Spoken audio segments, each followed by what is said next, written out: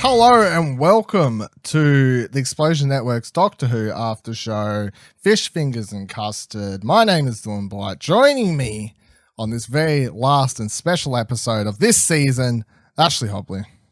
Hey Dylan, excited to be here to talk about the best episode of 2019. Of Doctor Who, that's for sure. Yep. I feel like that's a brave thing. Bold statement. Very bold statement that you're putting out there. I don't know if it'll pay off. We'll have to see what the rest of the year's episode's like when season 12 starts, of course, to fully fully find out. So we're here to talk about the New Year's Day special. I had to really think about it for a second because it's still weird to say, not just odd. My mind goes to Christmas special, of course. So the New Year's Day special called Resolution, fitting in the theme, I suppose. Directed by Wayne Yip and written by, of course, Chris Chibnall. Synopsis of which is, as the new year begins, a terrifying evil is stirring from across the centuries of Earth's history. As the Doctor, Ryan, Graham and Yaz return home, will they be able to overcome the threat to planet Earth? So what are your overall thoughts on this New Year's Day special, Ash? Yeah, it was pretty good. I mean, we got a Dalek. Spoilers. Sort of in a different role than we'd seen before. I don't think we'd seen a Dalek do that kind of thing before. Not that I'm aware of. A recon Dalek or whatever they describe it as, no.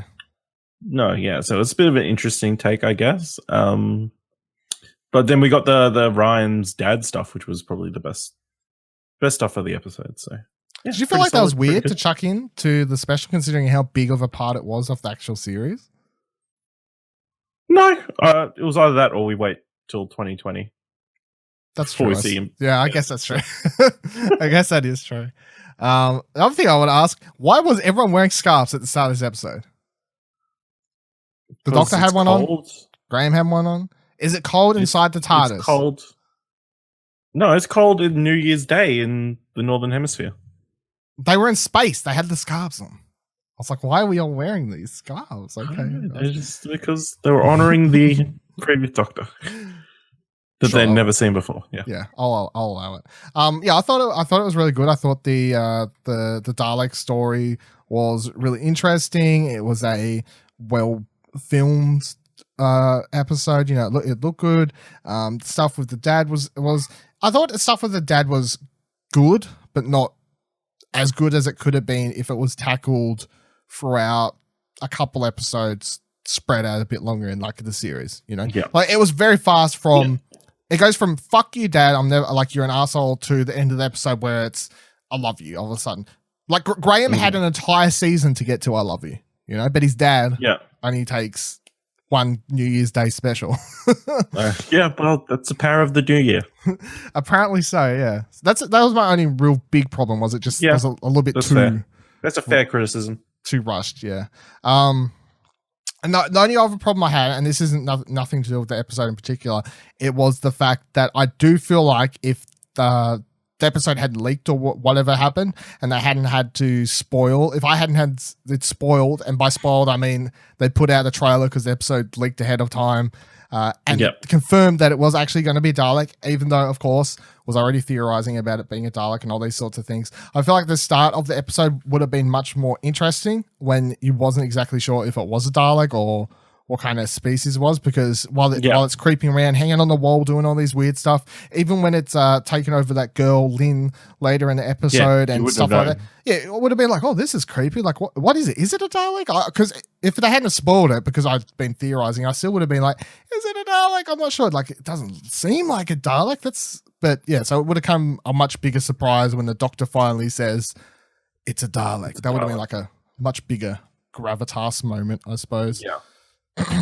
So thanks, leakers. You just ruined our enjoyment of the episode. They always ruin something. That's for sure. So for the final time in 2019, a couple days into the year, for the final time, let's go through the only episode that we are getting in 2019, the Christmas special, and see what's happened. Of course. So the episode starts. New Year's special. Sorry, Jesus Christ, it's so hard. It is so hard. The episode starts in medieval times. That's what I wrote down in my notes. Did that seem right to you? Like I wasn't really. Felt like it, but then they were in America, right?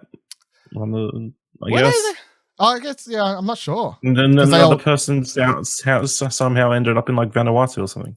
They do travel like somehow very fast across different places. I found the opening a bit confusing. I was like, are these enemies like teaming up in? Side note: was the opening credits in this at all? No, that was weird. That was also weird. Yes, I kept waiting. I'm like, they're bringing back the cold open. Yeah, they're doing the cold open fun. It only took New Year's resolution. Cold opens are back, but no, New Year's resolution. Fuck credits. You don't need to know what show this is. I've seen the tweets from the trolls who hate Doctor Who, and they say the only good thing about this series is the opening credits. Chris Chibnall's like, you know what? The credits gone. He's like, take away anything that they have, get rid of it. But yeah, starts in medieval times or something like that. Not really sure. 3 different people who are charged. They've killed this monster, which of course we later find out is a Dalek. And they've cut up its body into 3 different parts of slimy goo, I guess, under it because they've wrapped it up and we don't really get to see it. And they're called the custodians, and they're sworn to protect the buried body parts for all time, and their family and their relatives or whatever are going to continue the legacy of protecting these burial sites where they've buried these parts of Daleks, parts of Daleks. And we see 2 of them arrive and bury their part wherever it needs to go. But we find out that the 3rd one was shot down by an arrow by some, I don't know, random people or whatever, and was killed. Yeah, and was killed right there and then, and they took off with whatever gold he had or whatever, and his body just laid there. And of course, eventually him plus the Dalek part that he had was just barely covered over. He was like on the side of the road, right? Nobody came across in the hundreds of years and moved the body at all. Traffic back in those days, Ash, very different. Over the top. Yeah, I guess that's how we got buried so far. Maybe trampled on. I don't know. The ground. Crazy. Yeah. It's crazy times back then, whatever time period this was. Yeah. So yeah, that's where he's buried. And of course we come back to the current day's time, and current day we see these 2 people and they've got this excavation site happening, and we later find out it's underground a museum, I think it was what it was, or something like that. It was some sort of like building of sort though, and it was like because the sewer system was connected to it very close. How they suddenly just found this thing down there, I don't really know, but either way, and they're discussing this New Year's kiss that they share, and it was like, was the New Year's kiss, was that a thing or was it not a thing? And of course the girl, she says it was a thing. Her name's Lynn, the guy's name is Mitch, and Mitch is very happy to find out it was actually a thing. Good for you, Mitch. Good work, Mitch. Good work, Mitch. You're doing good stuff over there. Good work, not presuming. Yeah, yeah, that's right. Good work and double checking. Communication is key to all relationships. That's for sure. But also, you're very naive this episode. They dig up the parts of the body or whatever, excavating the site. They've got this skull. They've got some other body parts and things, and of course they also find the wrapped up part of the Dalek, and they bring them all over to the table and whatever. They've got the bone parts all laid out and these sorts of things, and they, for whatever reason, I guess, I mean, I don't really know anything about. I know as much as I've seen in Jurassic Park. That's where I know everything about what these people do. But they chuck the Daleks part, the wrapped up part, under a blue ultraviolet light or whatever, which seems to activate it, bring it back to life, give it some sort of shock or something. I guess. I don't understand. It was chopped up into 3 bits. You'd think that would be enough. You would think it would be enough, but apparently Daleks are just immortal. No, well, they're only immortal if you put them under a blue ultraviolet light, which then brings that part back to light enough to cause the other parts to wake up in the parts that they're buried at, and then they can just suddenly teleport through space and time to reconnect with the other body part. Yeah, I'll be honest, all of this didn't make a whole bunch of sense to me. It was very weird, but all in all, I was willing to kind of push it to side and enjoy the episode for what it was, which, I mean, really, this is the kind of episode that I feel like people have been asking for, then people probably still complained at the same time, because it was very much just a fun romp, you know. It was just more pew pew, bang bang, sci-fi nonsense, or not even just fi. I guess about the science part of it, which is what people have been wanting, and I did enjoy it. It kind of fits the theme of a more, hey, it's New Year's Day, everyone's hungover, watch this Doctor Who episode. Is there plot holes? See, no plot holes at all. I drank too much last night. It's fine. So then, while we cut back to the Doctor, they're all up in space watching cosmic fireworks happen somewhere, which are very pretty to hang out and have a look-see at that. How does that work? I don't know. In space, there's not to be any oxygen, so how are they supposed to ignite? And cosmic fireworks, Ash. Obviously, cosmic. Okay. Cosmic is the key nice word. To know that advanced technologies, advanced civilizations in the future decide, you know what we need to do? We need to make fireworks work in space. You better believe that's going to happen one day. Yeah. That's definitely going to be a thing. Someone's claimed a frame. Yeah. Yeah. Fireworks work in space. I made fireworks work in space, yeah. And they're about to head off to go look at some more fireworks after they talk, because it seems like they have pretty much been traveling around looking at different sorts of fireworks. Shout out to places. The Sydney 2000. That's true. Yeah. New Year's Eve, yeah. Yeah. That's interesting. One of the places they went to as one of the best fireworks shows. Was being pitched. Oh, yeah, it was one of the ones they went to. Yeah. One of the ones they'd been to. And Ryan said that was one of the best ones. So on your Ryan. Yeah. Champion. Ryan, honorary Australian. Honorary Australian. And they're about to head off to some other place when the Doctor receives a distress call, and it's coming from Earth, of course, and primarily from Sheffield, because of course everything happens in Sheffield. Of course, it's happening from Sheffield. So they head on down there, back to Earth. No more fireworks. Fun stuff happening. And down under the excavation site, the bag which has the Dalek in it, of course, jumps off the table and seemingly disappears. And Lynn and Mitch believe it is a rat or something along those lines taking off with it, which is a bit silly. They're a bit silly, but I'll forgive them. Oh, rat just grabbed the bag and took off. That's very normal. It's crazy. It's fine how that works. And Lynn goes off to find it, of course, and she finds this. It was quite disgusting, really.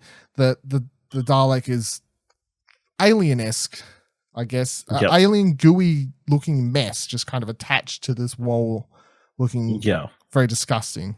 And we only see her touch it briefly before we cut back to see the TARDIS landing. But what we, of course, find out later is that presumably she touched it, and then all of a sudden it jumped onto her and attached itself to her and took over her cerebral cortex system and motor functions and whatever else. And that's what happens, and that's why it disappears. But we don't see that. The TARDIS arrives, and of course everyone piles out. Mitch is like, how the fuck did that get here? Don't know. Whatever. Won't spend too much questioning. There's a killer rat around here. Help me find the killer rat. It's taking off with all my stuff. And then the Lynn appears and was like, oh, there was a creepy slime thing. How weird is that? And they go look for where this creepy slime thing was, and it's disappeared off the wall. That's crazy. At this point, the Doctor's a little bit worrisome, I suppose. And the Doctor wants to find out where the creepy little slime alien monster thing has gone, because she had such a big alarm go off for whatever is happening on Earth at the moment. And creepy little slime thing doesn't sound like quite a big enough threat detector for her thing to be going off. So she tells Lynn and Mitch to head home, get some sleep, and she'll get onto the case and she'll call them when works out what else is going on. Mitch has a really awkward moment when they go to leave, because after everything that's happening, he's like, "Want to get a drink? There might be a killer alien on loose or something, but I want to go get that drink now." And she's like, No, not right now. Just read the room, mate. Yeah. Read the room. That's exactly. And then the doctor is like decides that she'll go back to Graham's house, which of course Graham freaks out, rightfully so, because he's like, where the fuck is the TARDIS going to land inside my house? And the TARDIS lands right on top of his table or coffee table or on his like chair or something. The doctor's just breaking shit. Disrespectful is what she is, really. As soon as timing wise, perfect, because as soon as they arrive inside Graham's, the doorbell rings. Graham goes over to answer the door. We don't see who's there yet, but quickly closes it and comes back into the room. Ryan then goes to check who's at the door, and it's Ryan's dad, who we've had a lot of the season spent talking about him, what he's done, what he hasn't done primarily, where he hasn't been primarily, and all these sorts of things. I actually don't think we've talked much about him. I think we've probably projected that onto the story. It's more the concept of his absence, I suppose. Less about him. His absence has been felt. His absence has been talked about. His absence has been definitely felt in conversations and these sorts of things. Like he shows up, we know about him. We know he hasn't been around for Ryan. We know these things. That's for sure. So, but I didn't know his name was Aaron, but his name's Aaron. Hello, Aaron. Welcome to the show. What's up? What's up? What's up, Ryan's dad? But I like how the doctor does do this very much like mum move here, I guess, kind of. I was like, hey, yeah, where are you? Ryan's dad. Oh, yeah, cool. Yeah, where were you? At Grace's funeral. That was your mum, you fucker. Get out of here, you piece of shit. Yeah, she tells him what's for that. Good on him. Good on you, Doc. Teach him. Yeah. We then cut to Lynn, who is arriving at her home, running upstairs to her bathroom. And she takes off her jacket, and we discover that, the Dalek is creepily hanging on to the back of her, attached into her neck, semi-controlling her. She's kind of, at this stage, able to talk to it and attempt to argue with it, although can't really, because it just tells her to shut up. And we finally get to hear the Dalek talk. It doesn't, at this stage, of course, sound like a Dalek, because it doesn't have the computer thing over the top. Computer voice modulate. Yeah. So a little bit different. And also I'm like, is it talking really? It's more like it's a telecommunicate. You know what I mean? Like it's a mental thing, isn't it? It's not like it has a mouth, unless it's talking out of her mouth. That's different. But when it's talking to her, it's in her head, surely? I don't really know. I don't know. It's a little bit weird. Either way, I don't like it. It's very slimy. It's got lots of slimy bits, and I wasn't at all a fan. The idea of having that on me, no thank you. No thank you at all. Tries to argue with it, doesn't have it. Dalek's like, I've got control of you, sucked in. We then cut back to the TARDIS. Doctor has finished scanning the material that she was going back there to scan, part of the goo that was left behind of the Dalek. And of course, this is the moment we kind of see in the trailer where she was like, one of the most dangerous being in the whole galaxy. It's a Dalek. Dun, dun, dun. And I definitely feel like this moment would have been a lot cooler if it hadn't have already been spoiled and given away, and more of a build up would have made the episode's first viewing a lot more impactful. I definitely feel. Mm-hmm. Back at Lynn, though, the Dalek is getting her to search the internet to find out everything about the planet that it is now on. Wants to know everything about Earth, where it is.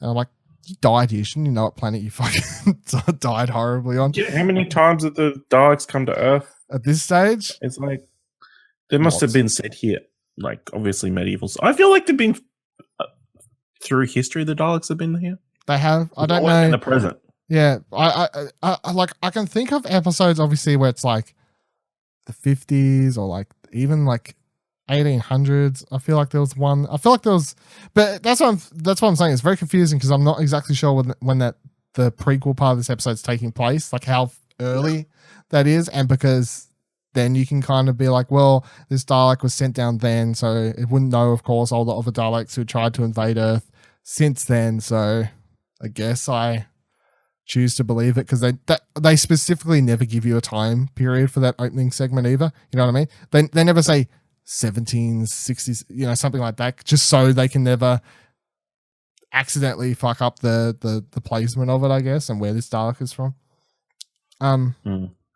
But yeah, so searching the internet trying to find out what the planet's on, and then gets Lynn to hop into the car, and they're speeding down the highway, zigzagging, being a right mess on New Year's Day.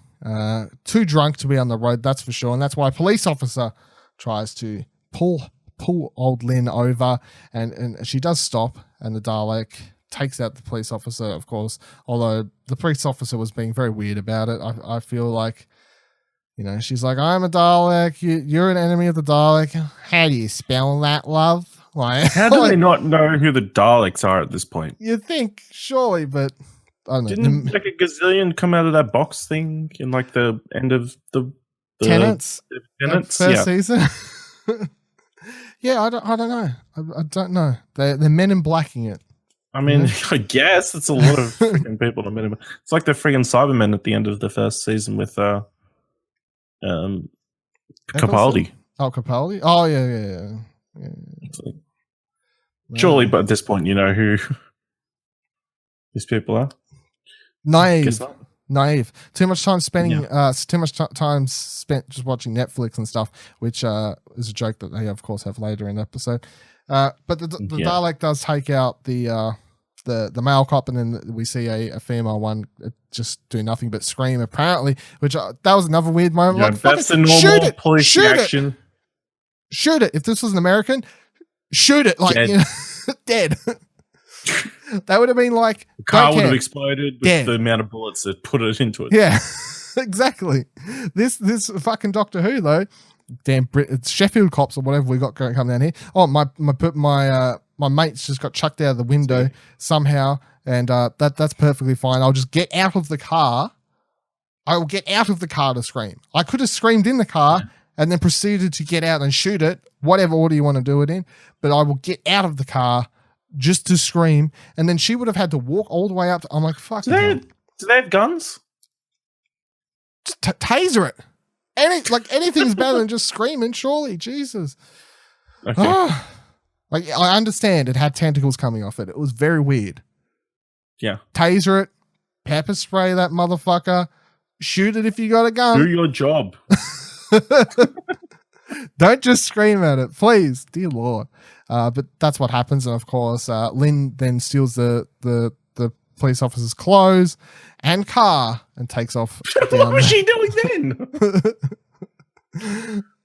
I don't know. Are we to assume that she got killed as well? I guess.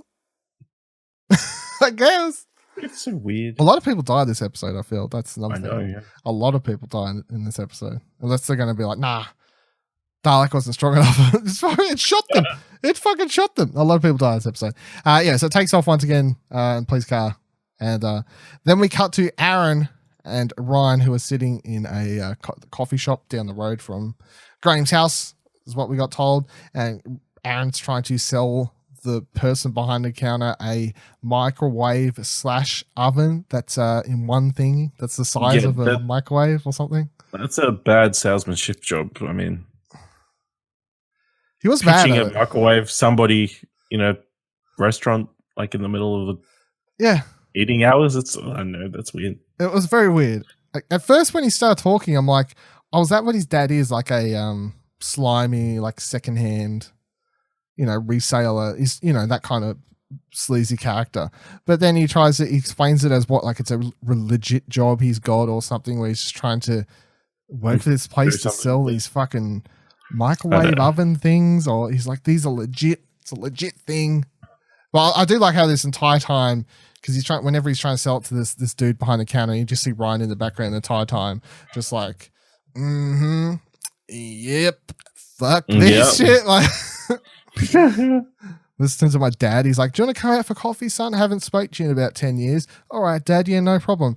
Just sit there for a second, son. I'll try and sell this nice guy behind the counter at 7 a.m. on a Saturday afternoon a microwave / oven combo that I'm sure he will likely buy. That's exactly what's going to happen here.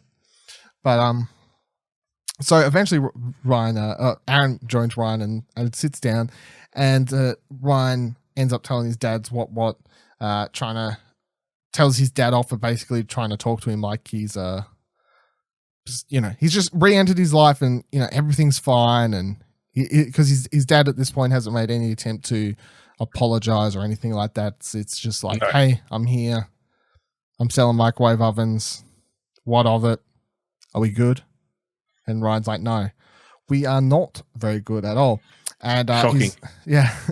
His dad talks about when he realized he fucked up, and by that point, he's saying by the time he realized he'd fucked up, he'd already run away from Ryan, and there was no point coming back to try and fix it, and there was a lot of blah blah blah blah excuses happening, and Ryan very much wasn't having it, and he responds to him and says, "No, you hid when I needed you, first, Mum, and then," and that was like the fucking nail in the coffin of that one. Get in there, Aaron. Get in that coffin. You're off, mate. See you later. You're fucked. Yep. Bury this father-son relationship. Bury it over there. It's done. Ryan's told you. So that's how well their coffee date was going as a lovely family. It's going very, very well. TARDIS, though, has taken off, and it's picked up Mitch, who Yaz has called. Also, I point out, Yaz does fuck all once again in this episode, to the point you nearly forget she's in it again, which is something we kind of talked about in the season finale, of course, or the season finale. And I definitely feel very much the same about Yaz in this episode, and I hope she gets a bigger piece of the pie come 2020 when we get that 12th season, because it's not until I see her name come up in my notes, I'm like, oh, Yaz is in the episode, isn't she? And I suppose it makes sense, because a lot of it is to do with the primary, secondary story. The primary, secondary story of this episode is about Ryan and his dad, which of course then involves Graham as well.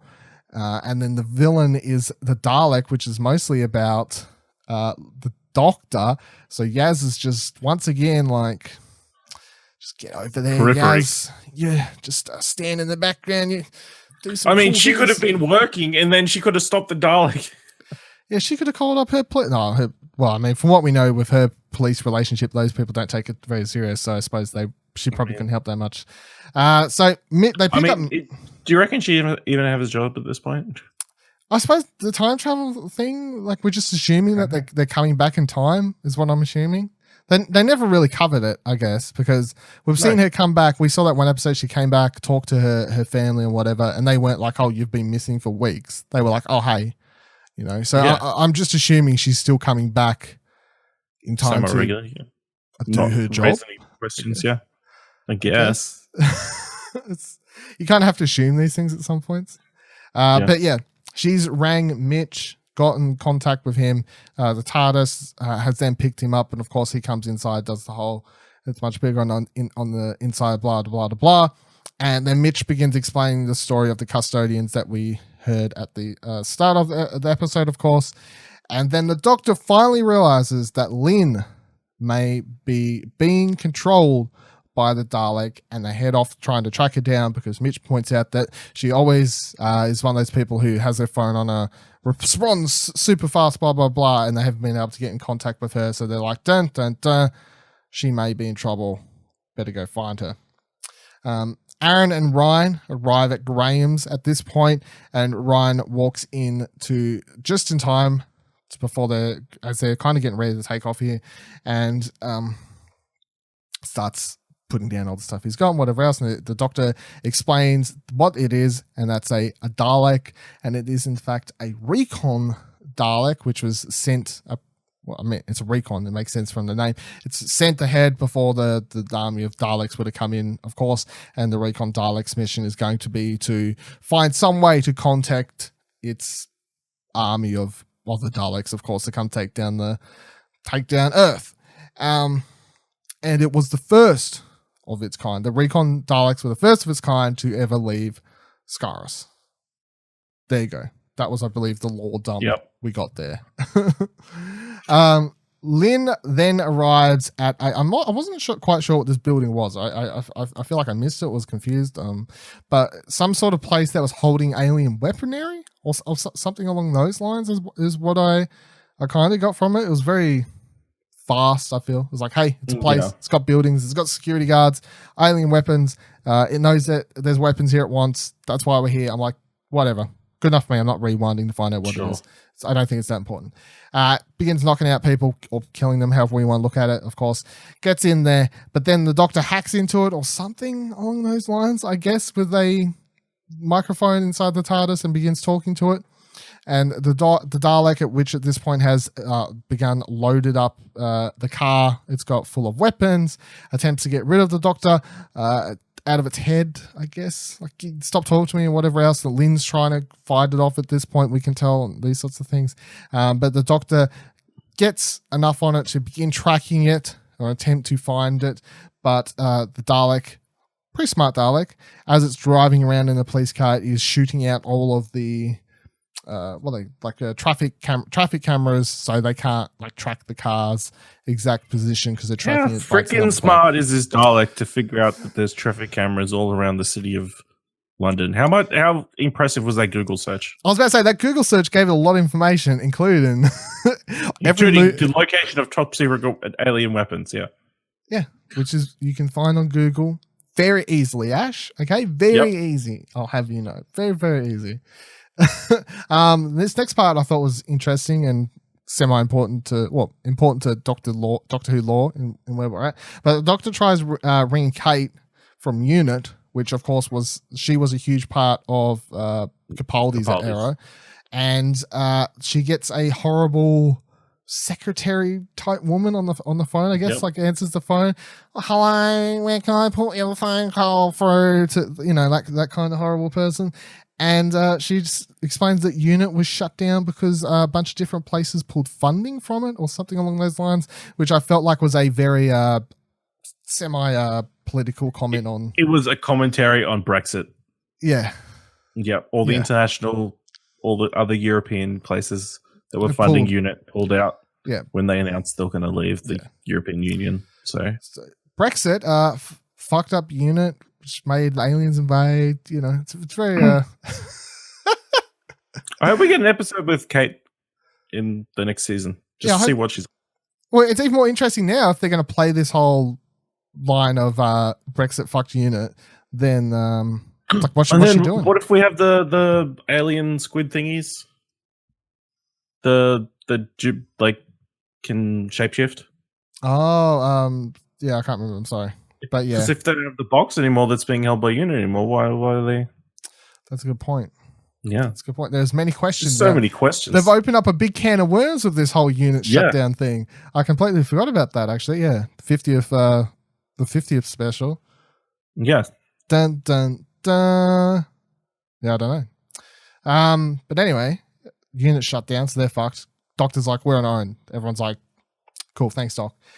Graham then at this point is trying to talk to Aaron in his home because they kind of got left behind here for all of this about Grace, and he shows Aaron this box that is left in the house, and it contains all of Aaron's kids, his toys from when he was a kid and stuff like that. And he was going on about how Grace, never forgot him and loved him and these sorts of emotional hits, I guess. Yeah. So the Dalek, yes, arrived at some sort of metal workshop, I guess, at this point is what we did. Wasn't sure if it was a junkyard that had a place where you could meld stuff as well, or it was actually a melding. I'm not sure. Anyway, some dude, of course, comes out to try and stop Lynn from entering the place, and he's, of course, because she's wearing a cop uniform, is saying everything here is illegal, blah, blah, blah, blah, blah. Dalek shoots him. Obviously not dead. Obviously he's fine. They wouldn't kill that many people in this episode of Doctor Who. It's New Year's Day special. You can't kill this many people on New Year's Day. Yes, you can. Dalek then heads inside and gets to work on recreating its casting and its weapons and those sorts of things, which it happens to have all the right means and ways of which to make that happen. Lynn then tries fighting the Dalek again as the Doctor arrives outside and finds the body of the person who owned the middle place dead on the ground. And then the Doctor and everyone begins entering the building, slowly walking around, and they hear Lynn yelling for help at this point. They find her on the ground, semi-injured, I guess, and the Dalek has, though, disattached itself from her, no longer controlling her. And the Doctor, at first, I feel like is like, "Oh, good job, you fought it off, you got it off you," but then it's like, nope, it actually left on purpose. Dun dun dun. Why would it leave on purpose? And the Doctor heads off to find it, heads into a different room, back room or something like that. And the next second, doors explode as the Dalek, now in full casing, enters the room, of course, uttering "exterminate," and the Doctor blocks all of its weapons in good fashion, though. Just, I think there's a reason giving. It's like it blocks it, says its weapons are still rebooting or not up to par. I don't know. Its firmware isn't updated to be able to block TARDIS virus wear. I don't know, but either way, the Doctor manages to block its weapons for this period of time here. Can't block them later, though, so it's definitely just a temporary block thing that's happening. The Doctor then begins talking to it and, of course, pisses it off by saying how terrible Daleks are and how much they suck and these sorts of things. And the Dalek takes off into the sky, and the Doctor returns to TARDIS, and they head off in chase of it. And on the way, they stop to pick up Graham and Aaron. Get in. Let's go. Yeah. Got to kill it. Because they need Graham. Well, they do need Graham, because without Graham, what could they do, really? That's true. Did they need Aaron? No, not really. Well, they do later, we find out. That's good. They definitely need Aaron at this point. The Dalek, though, lands in some sort of airfield, I guess, is where I took it as. It looked like some sort of airfield. And the army are there already, somehow. They just knew that's where the Dalek would land, I guess. I don't really know. And then the army men begin surrounding it, blocking it off, I guess, and they begin shooting at it. All the bullets bounce off it, which didn't really make sense to me because I'm like, it's a metal casing, you know, like it's not like alien metals or anything. Why would, like, I can understand if it was one bullet, it'd bounce off, but it's like, if you hit it enough times, then it'll like break, surely, or bend in, or, you know, something. Either way, it's not. Do some sort of damage. Some sort of damage with the amount of bullets that they fire at it here for sure. So that was a bit weird. But then, of course, the Dalek bounces the bullets all off everyone, and it begins firing back, kills someone. One army dude says, "Yeah, we all got to run, get the fuck back." Then the best part of the episode happens, which is that a tank shows up, and this part was amazing. A tank shows up, and they have an awesome shot of the Dalek facing off against the tank. And the tank fires a shot at the Dalek, and the Dalek then shoots out a counter shot, which hits the tank's bullet mid-air and makes it fire off in the distance. But then the Dalek's shot still manages to hit it, and of course causes the tank to explode. And this was my personal favorite moment of the episode, because this is the moment where I'm like, this is the episode everyone's been wanting for sure, because this is nonsense, but it's cool to watch. You know, like, it's utter nonsense. Yeah, but it's explosions and stuff. This is what we wanted, isn't it? Is this what the people wanted, Ash? For sure. I guess. I feel like that's what they've been wanting. So then, after taking out everyone, the TARDIS up in the sky, they're still trying to work out what to do to be able to stop Dalek when they catch up to it. And then Aaron has this miraculous idea using his fucking oven, microwave, or whatever it is. They're going to pull it apart to get a certain part that's inside it to be able to do damage to the Dalek later, because the Dalek only melts to this special oven microwave product. Bullets do zero damage to it at all. Microwaves, though, really fuck Daleks up, which makes sense because Daleks are basically made from kitchenware products. So it makes perfect sense at this stage. The Dalek then arrives at the GCHQ, the Government Communication Headquarters, which I was like, of course. Yes, I too have heard lots about this place and I'm sure it's just very easy to. There's one dude that works there. He's like clicking all the buttons on the computers, making sure the Wi-Fi is working for all of Sheffield and Britain. Well, I'm going to make the Wi-Fi work. It's going to be great. The Dalek comes down, blows a bunch of its shit up. Of course, lands in there and begins hacking into the system to be able to call for help, but then also shutting down all of Earth's internet, mobile lines, all that sort of stuff in the process. And then we cut to this very weird scene because it felt like too long of a forced joke, but at the same time I was like, I don't know, it's kind of funny, but I don't know, it still felt weird to include, which is where this bunch of kids are on the couch. The fucking internet's not working, Mum. Not even, like, what are we going to do? Then the mum comes out. She's like, oh, the mobile phones aren't even working. Fucking Netflix isn't working, Mum. What are we going to do? And then the big punchline is, I guess we'll have to have a conversation. Yeah. How do you feel about that joke, Bart? Do you think it worked? Or I mean, it's an easy joke. I mean, the most basic joke you could have gone for, most lowbrow, general. Yeah, it was fine. It was fine. I mean, you could see it was coming. You could see the setup. Just felt going for the easy. Yeah, fuck. Easy joke. Damn kids these days. Play a board game. Go outside.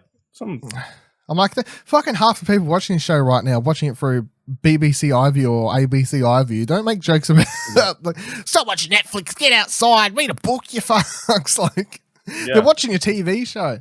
Yeah, it felt like kicking the younger generation. I guess we'll have to watch.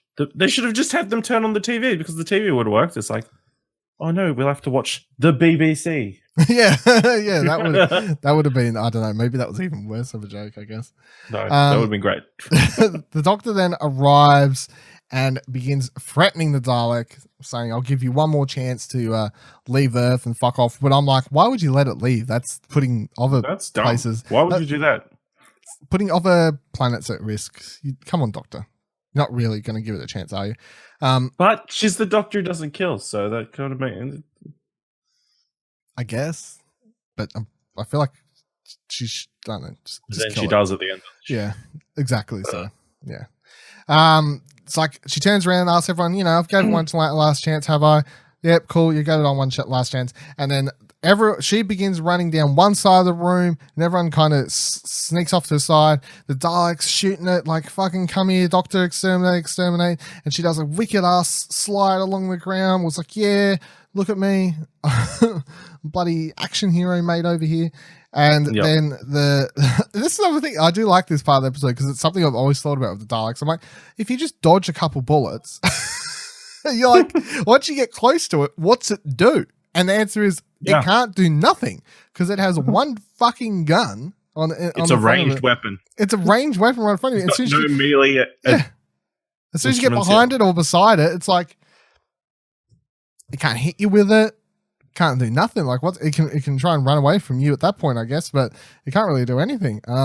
Which is what happens here. Doctor runs up beside it, grabs its gun, begins kind of turning it because they're easy to turn, I guess, and then manages to get it to shoot out the communication thing it was sending out for other Daleks, and then everyone else comes up beside it as well and starts putting on these parts from the microwave oven thing, which automatically somehow means begin melting the Dalek's casing, and it suddenly explodes, and they presume the Dalek's dead. Yay! What an end to the episode. I actually thought, I was like, oh yeah, that's the end, I guess. Like I for a split second, I was like, this is actually the way they're going to end the episode, and I would have preferred it. Because I don't like the way this next scene plays out, simply because it is the part that includes the very rushed love you, Dad moment. And I was like, don't like how we got to that.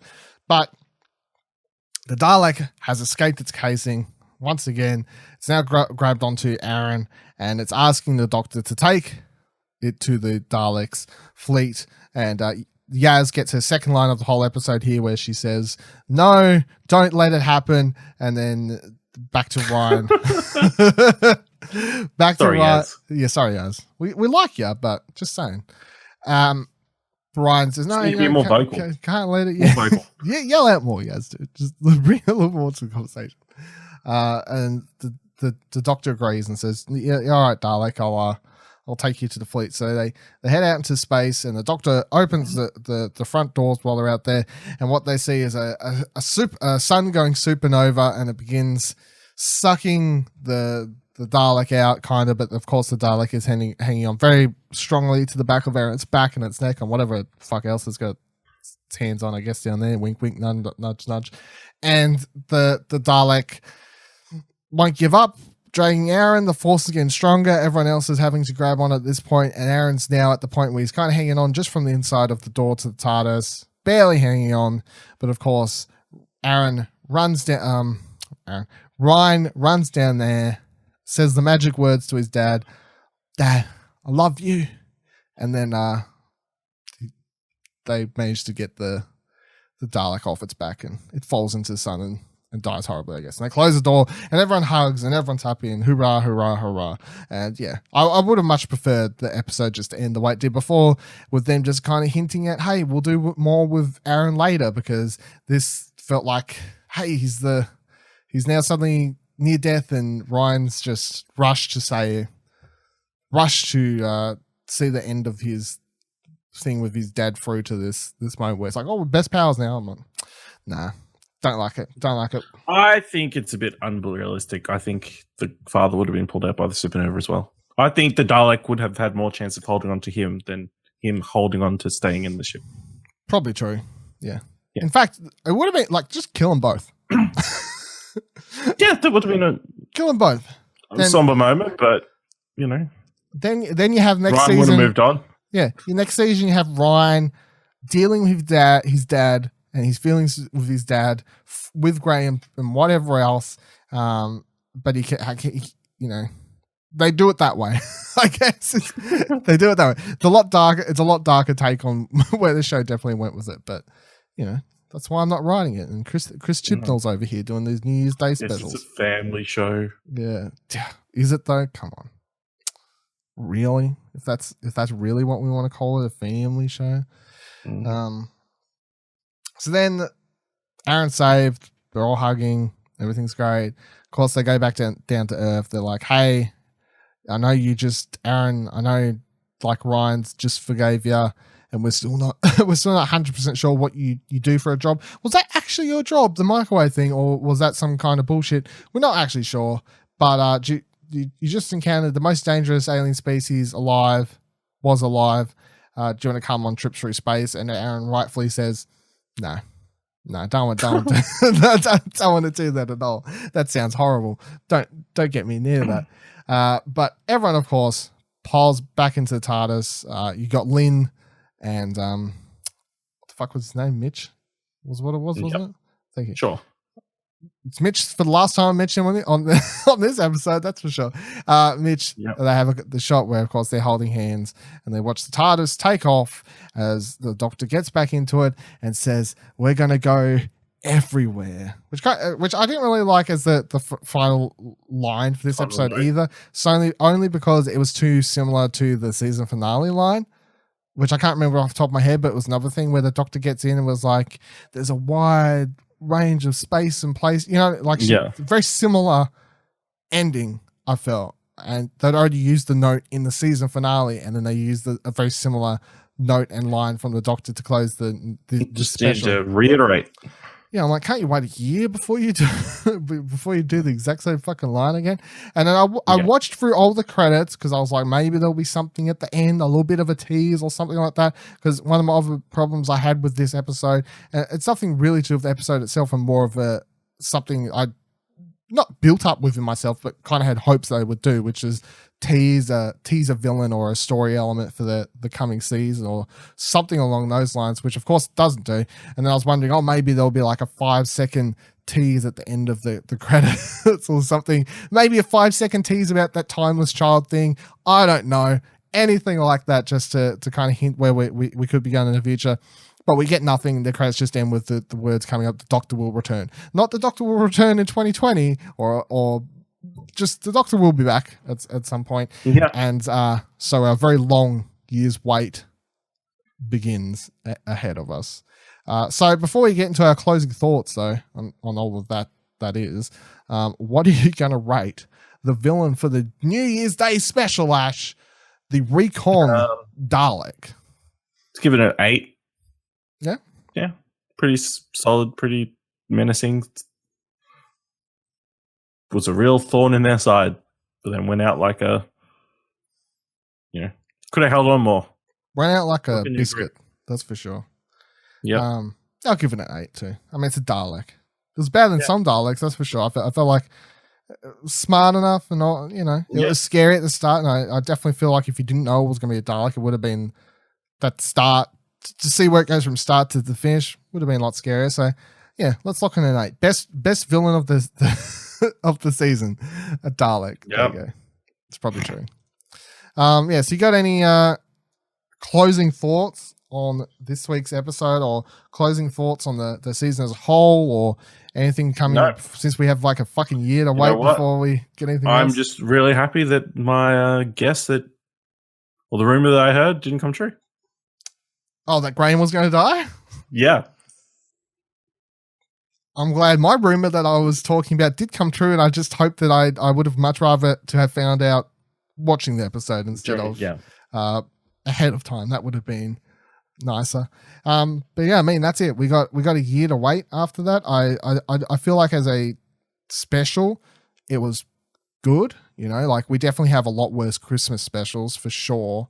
My only other thing is that the New Year's Day theme of this episode was like 5%. It's barely anything to do with the episode, and it basically was just a longer episode of Doctor Who. It's a 50 whatever minute to an hour, a little bit longer episode. That was just a simple special thing. Because as bad as some of the Christmas specials are, sometimes I do appreciate that they at least try to make them, it's tied into the theme. They are Christmassy for the majority of the time, and so it works. So my feelings on the New Year's Day special, take it or leave it, go back to Christmas next year. I'm not going to. Apparently, it was the lowest rating of all the Christmas or New Year's specials. Oh, really? Since they came back. So I think it's going to be going back to Christmas next time. That's for sure. Well, it makes more sense. Everybody had a big night New Year's Eve. Everybody wants to go to bed early New Year's Day, I guess. Well, the other interesting thing is that that's the next thing we will probably find out. The next thing we'll probably find out ahead of any kind of season 12 news or trailers or anything like that is we're probably going to find out if they're doing a Christmas special for this year. Yeah.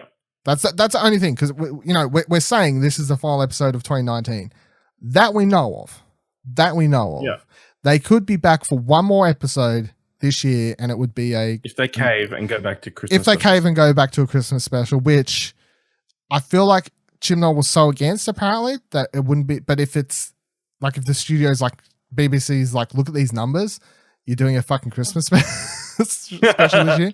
And I would prefer the Christmas special, actually. Now I'm thinking about it, I want the Christmas special, if not only for the fact that means there's kind of something else this year, like between whenever season 12 comes out, which probably isn't for 18 months plus, at this stage. Like, it's going to be over a year. So it would be a lot better to have a Christmas special later in this year to as a bump in the road, to at least be like, oh yeah, Doctor Who's a show, by the way. That still exists. It's coming, season 12. Yeah. So yeah, I'm down for the Christmas special this year. Give me that. Please. Give me the Christmas special. But yeah, that's it. So that is a wrap on Fish Fingers and Custard for season 11. Maybe for 2019, not really sure at this stage. There may be another one this year later. We'll be back on Christmas Boxing Day or the day after or something. We're like, hey, we're here. But other than that, that's definitely a wrap for Fish Fingers and Custard season 1.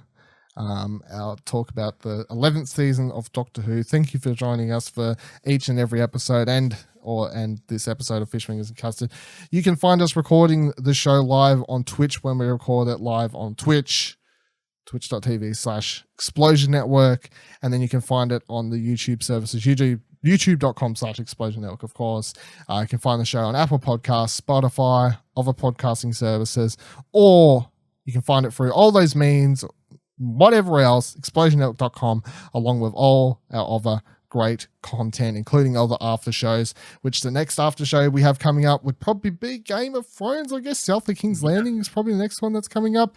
I believe Viewing Gods making a return most likely this year as well. I'm not really sure what's happening with that show. It's a thing that exists. It's very weird. Hasn't been cancelled yet. Hasn't been cancelled. So, yeah, be on the lookout for all our other great content, of course. You can follow Explosion Network on Twitter at Explosion Pod. You can follow me on Twitter at Vivaladil, Vivaladil. You can follow Ash on Twitter at ASHLEYHABLEY. And Ash, for the final time of this season, sign us off. Family's not just about DNA, Dylan. That's true. Goodbye, everyone.